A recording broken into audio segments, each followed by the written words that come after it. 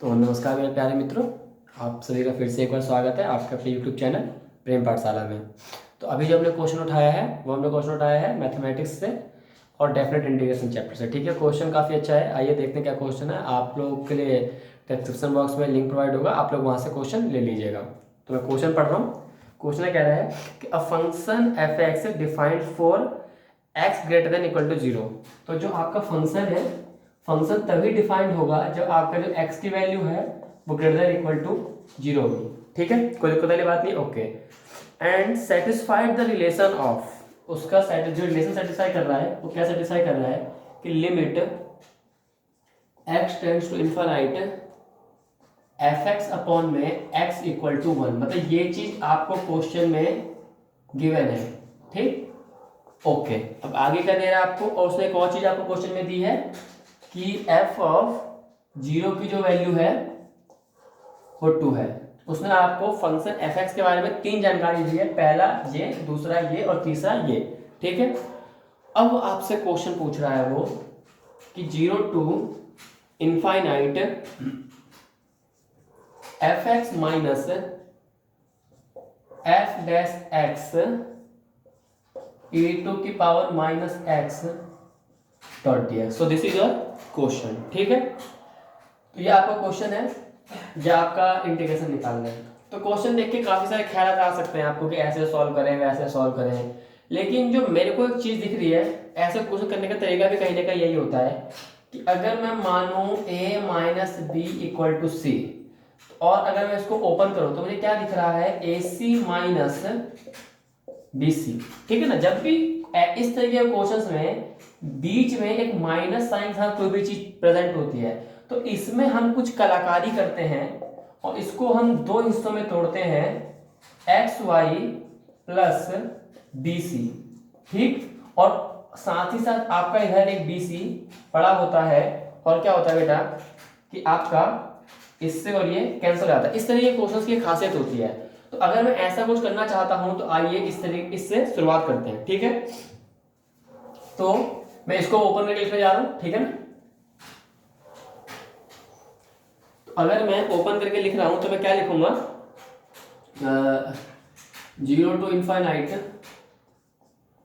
F X dot E raise to power minus X dot D X minus 0 to infinite F dash X dot E raise to power minus X dot D X. ठीक है, इसको हम नहीं छेड़ेंगे, हम इसमें कलाकारी करेंगे और इससे कुछ ऐसा बनाने की कोशिश करेंगे जिससे कि इसका प्लस वर्जन बन जाए। ऐसा मैं सोच तो रहा हूँ, लेकिन क्या मुझे ऐसा दिख रहा है?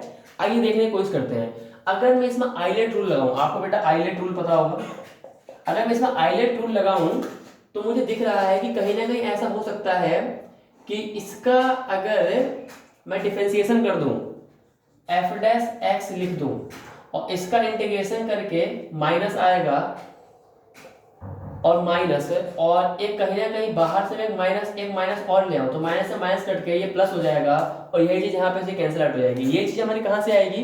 ये चीज हमारी आएगी आइलेट से। आइलेट का फॉर्मूला आप सभी को भली भांति पता होगा। क्या होता है आइलेट का फॉर्मूला हमारा? Integration of u dot v dot D X equal to first function ऐसे ही integration of second function minus integration के अंदर फर्स्ट फंक्शन का डिफरेंशिएशन, फिर integration of v dot D X का फुल इंटीग्रेशन। इसे आपको पता होगी, यही रूल हम यहाँ पे लगाने जा रहे हैं। ठीक है, अब दूसरी बात यह आ रही है कि भैया मैं इसमें किसको फर्स्ट फंक्शन मानूं और किसको सेकंड फंक्शन मानूं। तो बेटा जो हमारा पहला ही स्टेप है, आप क्या देख पा रहे हैं, पहला स्टेप क्या था कि फर्स्ट फंक्शन ऐसे ही इंटीग्रेशन ऑफ सेकंड फंक्शन। तो भलाई उसी में है कि आप ऐसे फंक्शन को सेकंड फंक्शन माने जिसका इंटीग्रेशन आपको पता हो। कि आपको इंटीग्रेशन ऑफ एफ एक्स पता है? हमें सर नहीं पता है, लेकिन आपको integration of E raise to power minus X पता है? यस सर, हमें E to raise to power minus X integration पता है, E raise to power minus X upon में माइनस 1। ठीक है, हमें चीज पता है। तो इस वजह से हम क्या करेंगे, हम इसको मानेंगे फर्स्ट और इसको मानेंगे सेकंड। Got it? ओके, तो अगर मैं ऐसा मानता हूं तो मैं क्या लिखने जा रहा हूं, मैं i equals to my first function ऐसे ही डिफरेंशिएशन ऑफ सेकंड फंक्शन, और आपको पता होगा कि इसका माइनस आएगा जो कि मैं यहां लिख देता हूं लिमिट कहां से कहां तक, 0 to infinite, minus integration of first function का differentiation F dash X, integration of second function e to 1 minus X upon में -1, ये माइनस बाहर आएगा, इस माइनस से ये माइनस कैंसिल हो जाएगा, यहाँ पे आ जाएगा प्लस, और यहाँ पे चल रहा है होल dx, और यहाँ पे क्या है माइनस में आपका ये चीज, ये जो है ये क्या है आपका, ये दोनों चीजें बराबर है, ठीक है। अब आपका ये उतर रहा है माइनस साइन के साथ, 0 to infinite F dash X E raise to power minus X dot D X. क्या बेटा आपको नहीं लग रहा है कि F dash X E raise to power minus X E raise to minus X minus plus, अच्छा हाँ, आपका जो ये लिमिट है 0 टू इनफाइनाइट, लिमिट है आपकी 0 टू इनफाइनाइट, इससे ये चीज कैंसिल आउट हो गई, ठीक है, वो बला टली हमारी। अब क्या है हमारे पास, अब हमारे पास ये चीज बची है तो बस क्या लिमिट डालो, खत्म करो। तो अगर मैं आप देखो, अगर मैं लिमिट डालूं तो क्या आ रहा है, लिमिट डालने पे ये आ रहा है f के अंदर इनफाइनाइट अपॉन में e raise to power infinite minus f of 0 upon में e raise to power 0 which is equal to your 1, ठीक।